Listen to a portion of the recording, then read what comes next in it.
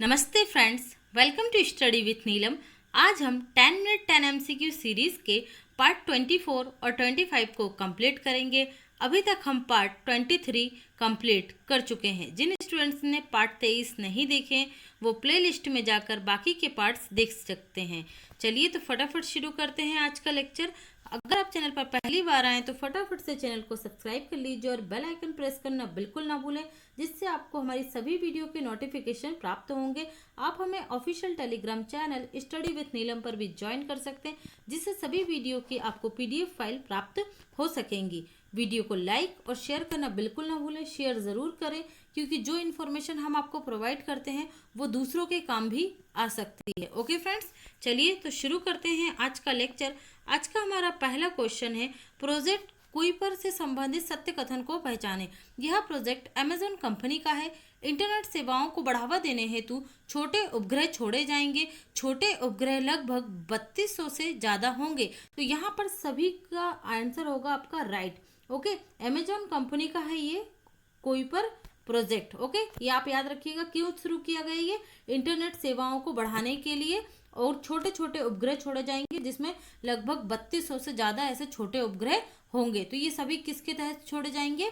Project Kuiper के तहत। Okay, तो ये आप याद रखिएगा। नेक्स्ट देख लेते हैं। हाल ही में समाचारों में चर्चा में रहे सार्वजनिक क्षेत्रों के किन बैंकों का निजीकरण करने की सलाह नीति आयोग के द्वारा दी गई है।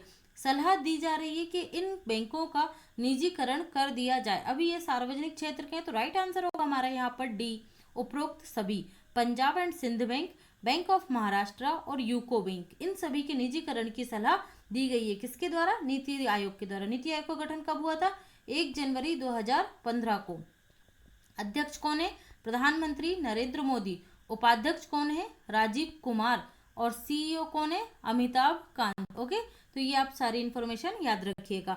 हाल ही में 9 डेज लाइन चर्चा में रही, यह किस भौगोलिक भूभाग का हिस्सा है? तो ये हिस्सा है दक्षिण चीन सागर का। मैंने आप लोगों को बहुत अच्छे से क्लियर कर चुकी हूँ। दक्षिणी चीन सागर में 9 डेज लाइन जो है ये चाइना की पारंपरिक 9 डैश, इस तरीके से 9 डैश लाइन जो है ये क्षेत्र है। ओके, तो इस 9 डैश लाइन को ही चाइना क्या मानता है? अपनी भौगोलिक सीमा मानता है, ऐतिहासिक सीमा मानता है कि इस 9 डैश के अंतर्गत जो जो देश आते हैं वो किसके भाग है? चाइना के भाग है, परंपरागत रूप से और ऐतिहासिक रूप से। तो अभी इस 9 डैश लाइन को लेकर जो मलेशिया का क्षेत्र है उस पर चाइना ने क्या बताया है? अपना क्षेत्र अधिकार बताया है। इसलिए ये 9 डैश लाइन पुनः चर्चा में आ गई है। ओके, इस तरीके से 9 डैश है, इसलिए इसे क्या कहा जाता है? 9 डैश लाइन कहा जाता है। ओके, क्लियर है? तो याद रखिएगा, चाइना ने मलेशिया के क्षेत्र पर अधिकार जताया है। नेक्स्ट, विश्व की प्रथम निजी कंपनी जिसमें अंतरिक्ष यात्रियों को धरती पर पुनः वापस लेकर आने से चर्चा में रही। मतलब जो अंतरिक्ष यात्री भेजे गए थे अंतरिक्ष में, उन्हें सही सलामत वापस धरती पर भी लाया गया है। तो ये कौन सी कंपनी है? निजी कंपनी की बात आ रही है। तो यहाँ पर जो मैंने ऑप्शन दिया इसमें ये सभी क्या हैं? गवर्नमेंटल एजेंसीज हैं। Okay, NASA USA, JAXA Japan और यूरोपीय स्पेस एजेंसी यूरोपियन यूनियन की है। और यहाँ पर जो निजी कंपनी दिख रही है आपको वो है स्पेस एक्स, और इसके ऑनर कौन है? तो ये है एलन मस्क। कौन है? एलन मस्क है। ओके, तो ये आप याद रखिएगा। इन्होंने 2023 तक एक मानव मिशन भी भेजने की योजना बनाई है, जिसमें ये क्या करेंगे? पर्यटकों को, ठीक है, अंतरिक्ष की सैर कराएंगे। ठीक है, तो ये आप याद रखिएगा। नेक्स्ट देख लेते हैं। DILRMP, digital India Bhoomi, digital India land record modern program. Okay, ये इसका फुल फॉर्म है। के तहत सरकार द्वारा कितने राज्यों और केंद्र शासित प्रदेशों के भूमि आंकड़ों का डिजिटलीकरण किया गया है? तो ये किया जा चुका है आपके 23 राज्य और केंद्र शासित प्रदेशों का। देखिए, अगर आप लोगों ने ध्यान दिया होगा तो आपके क्षेत्र में जो ग्रामीण क्षेत्र है वहां पर ड्रोन से क्या किया जा रहा है? जो तहसीलदार है, पटवारी है, उनके द्वारा क्षेत्र का रिकॉर्ड किया जा रहा है पूरा ड्रोन के माध्यम से। ओके, और ड्रोन के माध्यम से जो जमीन विवाद होते हैं, कोई किसी की जमीन पर कब्जा करता है, हर साल आपको पता है हमारे देश में आंकड़ों के अनुसार 50 से 60 हजार जो केस होते हैं, ठीक है, वो उनमें से 50 से 60 हजार केस किसको लेकर होते हैं? भूमि को लेकर, और उसमें 20-25 हजार लोगों की मृत्यु हो जाती है। ठीक है, इस किसकी वजह से? भूमि के कब्जों के वजह से और गलत मतलब भूमि पर अपना हक जताने की वजह से। तो ये भूमि का क्या किया जा रहा है, डिजिटलीकरण किया जा रहा है। इसमें भी 23 राज्य शामिल हो चुके हैं, तो ये भी आप याद रखिएगा, 23 राज्य और केंद्र शासित प्रदेश दोनों। गीता रहस्य नामक पुस्तक के लेखक कौन है? तो इस पुस्तक के लेखक है बाल गंगाधर तिलक। ठीक है, इनकी पुण्यतिथि सेलिब्रेट की गई है, इसलिए ये पुस्तक भी चर्चा में रही और ये एग्जाम का भी पार्ट बनती है। यहाँ से जो गीता रहस्य, इसमें श्रमिकों को आंदोलन करने के लिए प्रेरित करने की, मतलब इसमें जो वर्णन किया गया वो क्या किया गया कि जो श्रमिक हैं उन्हें आंदोलन करने के लिए प्रेरित किया गया। ठीक है, जब बाल गंगाधर का नाम आता है तो आपको याद आना चाहिए शिवाजी उत्सव और गणेश उत्सव, अगर आपने हिस्ट्री पढ़ी है तो। ठीक है, शिवाजी उत्सव और गणेश उत्सव का प्रारंभ किसने किया था? तो ये ये किया था बाल गंगाधर तिलक ने, और इन्होंने ही स्वदेशी आंदोलन का भी प्रारंभ किया था। ओके, तो इन्हें स्वदेशी आंदोलन का प्रणेता भी कहा जाता है, तो ये भी आप याद रखेंगे। संविधान के अनुच्छेद 129 और 142 का संबंध क्रमशः किससे है? तो इसका संबंध है सुप्रीम कोर्ट और हाई कोर्ट की अवमानना से। ओके, जो अभी क्या हुआ था, सुप्रीम कोर्ट की जो अवमानना से संबंधित ये है, कोई भी व्यक्ति जो सुप्रीम कोर्ट के ऊपर क्वेश्चन मार्क लगाता है या सुप्रीम कोर्ट को ऐसा लगता है कि इनके द्वारा जो वक्तव्य दिया गया, बयान दिया गया या जो कार्य किया गया उससे क्या हो रही है, कोर्ट की अवमानना हो रही है, कोर्ट का अपमान हो रहा है, तो आर्टिकल 129 को यूज करेगा हाई कोर्ट और आर्टिकल 142 को यूज करेगा, आर्टिकल 129 को यूज करेगा सुप्रीम कोर्ट और आर्टिकल 142 को यूज करेगा हाई कोर्ट, और इन आर्टिकल्स के माध्यम से उस व्यक्ति को सजा दी जा सकती है कोर्ट की अवमानना के जुर्म में। ओके, तो दोनों ही आर्टिकल इंपॉर्टेंट है और समय समय पर चर्चा में रहते हैं, तो आप इन्हें याद कर लीजिएगा। हाल ही में बीएसएनएल के द्वारा वायरलेस इंटरनेट कनेक्टिविटी प्रदान करने वाला अपना भारत एयर फाइबर सेवा केंद्र का उद्घाटन कहाँ किया गया? ठीक है, भारत एयर फाइबर सेवा केंद्र बीएसएनएल का है, जिसमें वायरलेस इंटरनेट कनेक्टिविटी प्रदान करने के लिए बनाया गया है। तो ये कहाँ बनाया गया है? अकोला महाराष्ट्र में। कहाँ पर? अकोला महाराष्ट्र में। हाल ही में किस देश द्वारा महात्मा गांधी, जासूस नूर इनायत खान और मेरी सिकॉल की उपलब्धियों के लिए इनके चित्र वाले सिक्के जारी करने की योजना बनाई गई है? देखिए, ये सभी अश्वेत हैं। महात्मा गांधी, जासूस नूर इनायत खान, ये भी भारतीय महिला थी, और मेरी सिकल, ये सभी क्या हैं?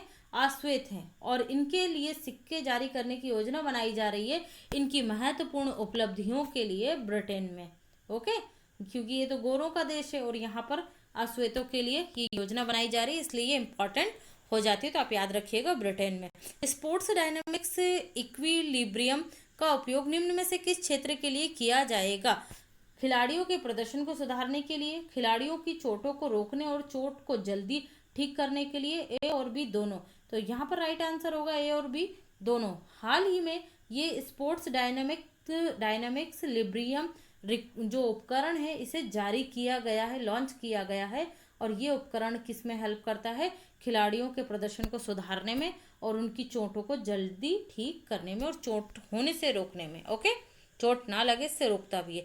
निम्नलिखित में से किस संगठन को सरकार द्वारा प्याज के बफर स्टॉक बनाने हेतु प्याज खरीदने के निर्देश दिए गए हैं? तो ये दिए गए हैं नेफेड को। ओके, नेफेड को दिए गए हैं कि प्याज की खरीदी की जाए और उसका बफर स्टॉक बनाया जाए, ताकि बरसात खत्म होने के बाद या बारिश का मौसम खत्म होने के बाद प्याज की जो डिमांड बढ़ती है और जो उसके प्राइस हाइक करते हैं उस समस्या से बचा जा सके।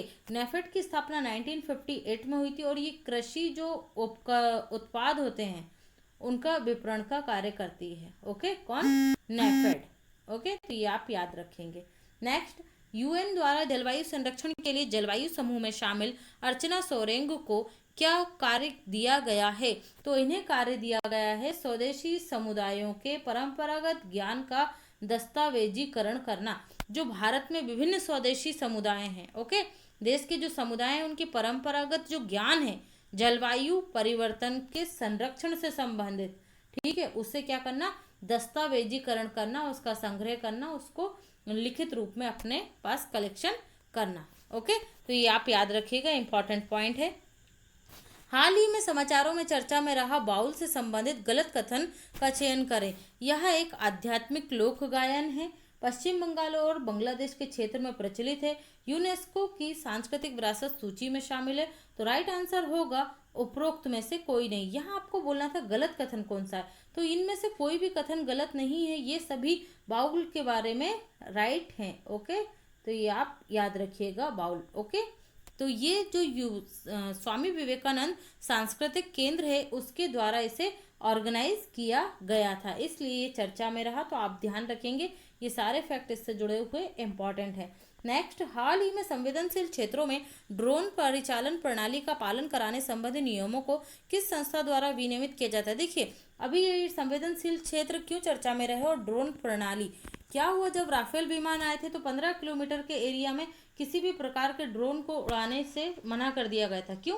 क्योंकि वो संवेदनशील क्षेत्र था। ओके, वहां पर कोई भी ऐसी घटना ना हो जिससे हमारी सुरक्षा एजेंसियों और हमारे जो राफेल इतने महंगे विमान हैं उनको कोई नुकसान पहुंचे या देश की सुरक्षा को कोई खतरा हो। इसी तरीके से अयोध्या में जो मंदिर का निर्माण हो रहा है वहां पर भी सुरक्षा के लिए ड्रोन प्रणाली का विनियमन किया जा रहा है कि भाई आप 25 किलोमीटर के एरिया में किसी भी प्रकार के ड्रोन को नहीं उड़ा सकते हैं। आपने देखा होगा जनरली शादियों में या फिर प्री वेडिंग शूटिंग में, बहुत सारी चीज़ों में आजकल क्या होने लगा है, कमर्शियल यूज होने लगा है ड्रोन का। ओके, तो इसको कौन नियमित करता है, तो इसको नियमित करता है नागर विमानन सुरक्षा ब्यूरो द्वारा। ड्रोन परिचालन की जो भी कार्यप्रणाली, जो भी नियम है, ये सारों का नियमन कौन करता है, नागर विमानन सुरक्षा ब्यूरो द्वारा किया जाता है। ओके फ्रेंड्स, आज का क्वेश्चन है आपका, अगरबत्ती निर्माण में भारत को आत्मनिर्भर बनाने हेतु खादी और ग्राम उद्योग द्वारा निम्न में से कौन सा मिशन प्रारंभ किया गया है। ये मैं लास्ट क्लास में बता चुकी हूँ, तो आई होप आपको याद होगा। चलिए, तो इसका आंसर कीजिएगा आप लोग। Okay friends, thanks for watching, have a great day and good night.